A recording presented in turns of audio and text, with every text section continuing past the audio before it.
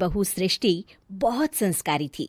दोनों सास बहू बड़े प्यार से रहती और मिलजुल कर घर का काम करती थी। पर ये बात कईयों को तो अच्छी लगती, लेकिन कई लोगों को तो जलन का कारण बन गई थी। एक दिन सृष्टि से मिलने उसकी सहेली घर आती है।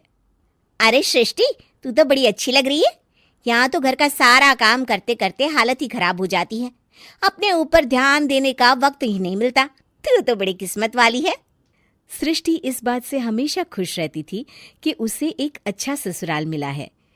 लेकिन एक दिन रंजू बहन की दूर की मौसी उसके साथ रहने आती है। अरे तू क्यों सारा दिन घर का काम करती है? बहू को बोला कर, घर का काम किया करे। अरे है तो वो भी बेटी की तरह ही ना, और मिलजुल कर काम जल्दी हो जाता है।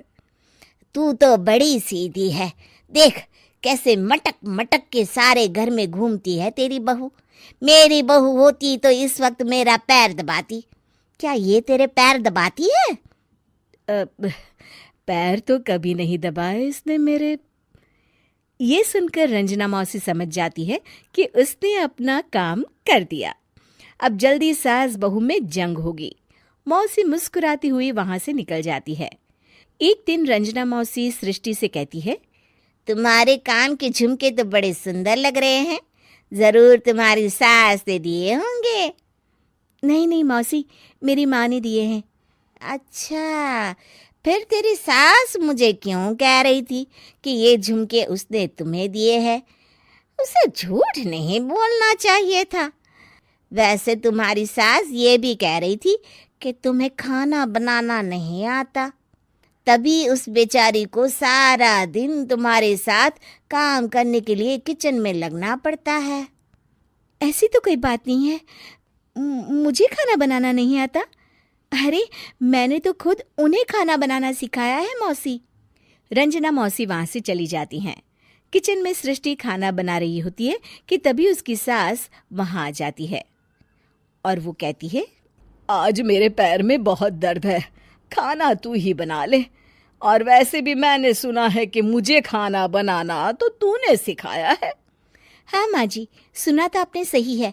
वैसे मैंने भी बहुत कुछ सुना है, लेकिन क्या बोलूं। दोनों सास बहू को झगड़ते देख बाहर खड़ी रंजना मौसी मुस्कुराने लगती है। बड़ी आई थी प्यार से रहने वाली। इन्हें कोई बताए, सास कभी माँ नहीं बन सकती और ना ही कभी बहू बेटी। शाम को रंजना मौसी सृष्टि को बुलाती है। अरे सृष्टि बेटा, जरा एक कप चाय तो दे दे। मौसी, चाय आप माँ जी से ही ले लीजिए, मैं किचन में पैर भी नहीं रखूंगी। वैसे भी मुझे कहाँ आता है चाय बनाना। तभी वहां रंजू आ जाती है। वो सृष्टि की बात सुन लेती है।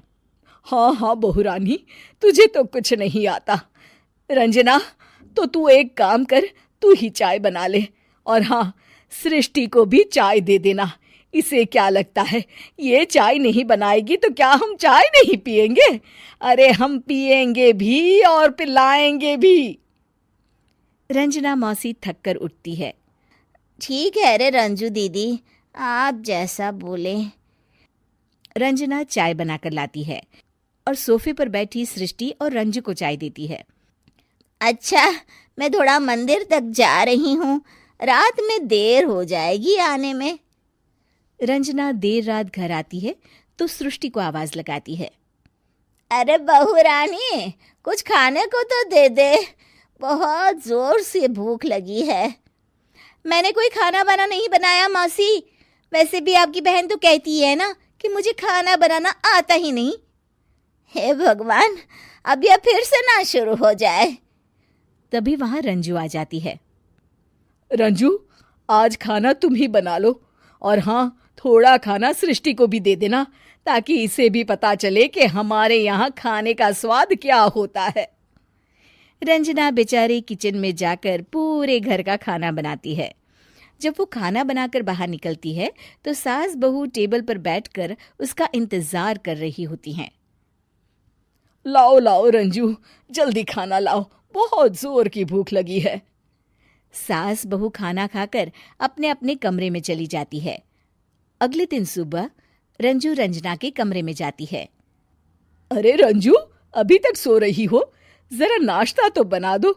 तुम्हें तो पता है ना कि बहू आजकल किचन में पाँव भी नहीं रखती। पता नहीं किसने उसके कान भरे हैं। चलो अब उठो और नाश्ता बनाओ। और हाँ, सृष्टि को भी दे देना खाने के लिए। अरे उसे भी तो पता चले कि हमारे घर का नाश्ता कैसा होता है। मैं नीचे जा रही हूँ, जरा जल्दी वक्त पर आ जाना। हाँ। रंजना नीचे उतरती है और उसके हाथ में सूटकेस होता है। अरे रंजू, कहाँ जा रही हो? नाश्ता नहीं बनाओगी? अरे मौसी, बहुत जोर की भूख लगी है, नाश्ता अभी तक नहीं बना। अरे मैं कुछ नहीं बनाऊंगी, मैं तो घर जा रही हूँ। तुम सास बहू के चक्कर में मेरी तो कमर ही टूट गई। अरे अरे मौसी, कहाँ जा रही हो? तुम चली जाओगी तो हम सास बहू को खाना कौन खिलाएगा? रंजना मौसी भागते हुए कहती है। अरे मेरे बस की नहीं है, मुझे माफ करो। मैंने तो गलती कर दी तुम दोनों के बीच में झगड़ा लगाकर। रंजना मौसी के जाने के बाद रंजू सृष्टि से कहती है। बढ़िया आई थी हमारे बीच लड़ाई लगवाने वाली।